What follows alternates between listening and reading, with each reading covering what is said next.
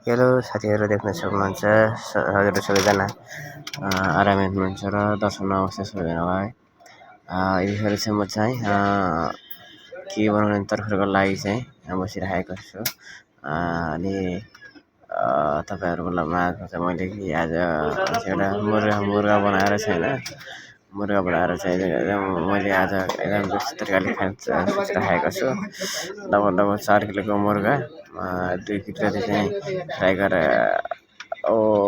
गरेर खाने, 2 किलो चाहिँ ग्रेभी गरेर खाने प्लानमा छु। देख्न सक्नुहुन्छ मैले चाहिँ के मुर्गाहरू चाहिँ फ्राई गर्दैछु अनि हाम्रो दाजुले गर्दै हुनुहुन्छ के मुर्गाहरू अनि त्यो सानो कचौडाको मुर्गा चाहिँ हामीले फ्राई गर्ने हो अनि उयो ठुलो कचौडाको चाहिँ ग्रेभी गरेर खाना खाने हो। त्यसको लागि चाहिँ यता देख्न सक्नुहुन्छ यस्तो हुँदैछ यो मुर्गा है, रातो देखिँदैछ यतिखेर चट्ट लाएर पाकेपछि यसलाई तातोलाई यो फ्राई गरेर खाने हो कि यसले चाहिँ नराख्ने खाने फ्राई गर्दै खाने चट्ट लाएर देख्न सक्नुहुन्छ। अनि खानाको लागि तयारी गराउँदै हामीले हो देख्न सक्नुहुन्छ तपाईँहरूले है। कसैलाई यसरी खाना मनपर्छ यसो कमेन्ट गर्नु होला है त। यो चाहिँ अब हामीले यसरी फ्राई गरेर खाने हो यो कचौडाको चाहिँ सबै है।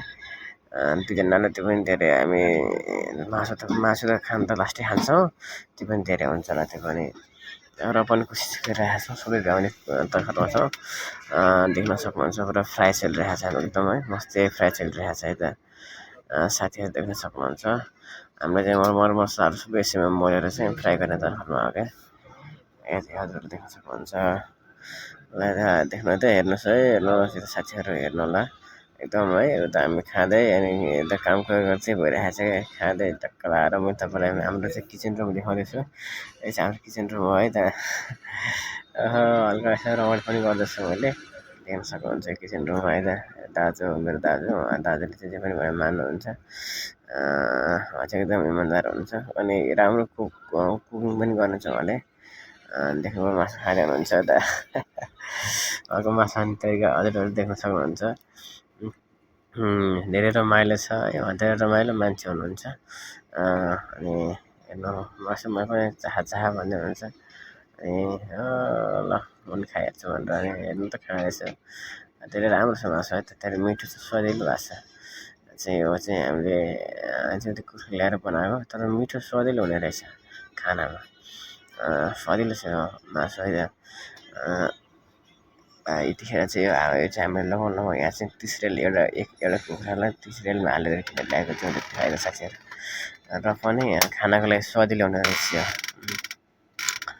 लगभग नेपाली 1000-1200 भनौँ न त्यसकै हाराहारीमा चाहिँ पर्ने खालको कुखुरा, तर खानालाई स्वादिलो मिठो लाग्यो मलाई चाहिँ है, मिठो रहेछ हुने रहेछ एकदम हाम्रो नेपालमा खाएको जस्तो हुने रहेछ।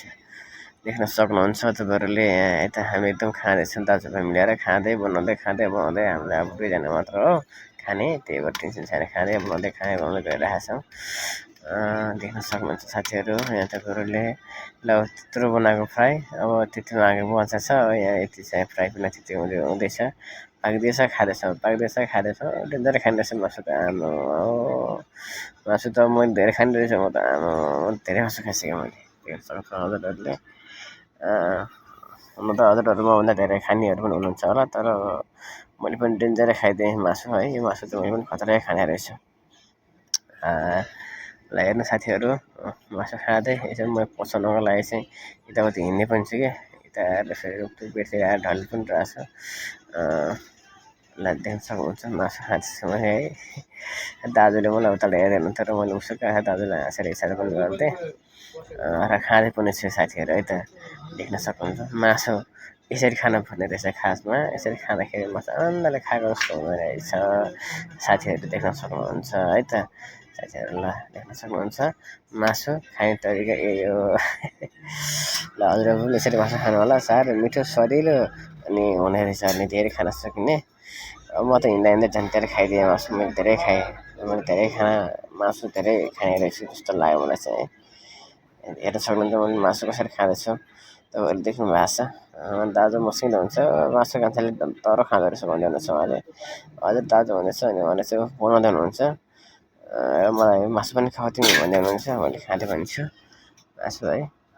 साह्रै मजा मासु खानलाई साह्रै मजा अन्त हेरौँ यो काँचो मासु चाहिँ पकाउने क्या हामीले त्यसलाई पकाएर खाने हो त्यसलाई पकाएर बनाउने हो यता त त्यसको लागि सबै तयारी गरिराखेको छ हेर्नु त मैले खाएको खाइछु मासु खाएर पनि कहिले चाहिँ मजा अगाइरहेको छैन कि यतिखेर चाहिँ त्यो पनि मासु मलाई रुचिरहेको छ दह्रो खाँदैछु साथीहरू है त देख्न सक्नुहुन्छ हजुरहरूले मासु चाहिँ फ्राई गरेर मासु सबै खाएर भन्यो भने त थालको मासु सबै सकिसक्यो देख्न सक्नुहुन्छ अब फ्राई प्यानमा मासु फ्राई हुँदैछ त्यो पनि सकाइदिन खाएर धेरै मासु खाएको छु बल्ल 2 केजी जस्तो मासु 4-5 राउन्डमा 5-6 राउन्डमा चाहिँ लगभग सकियो क्या फ्राई प्यानमा अन्त फ्राई गर्दा गर्दा सब सकियो र हामीले सबै त्यो खाएर त्यसरी सक्यो साथीहरू देख्न सक्नुहुन्छ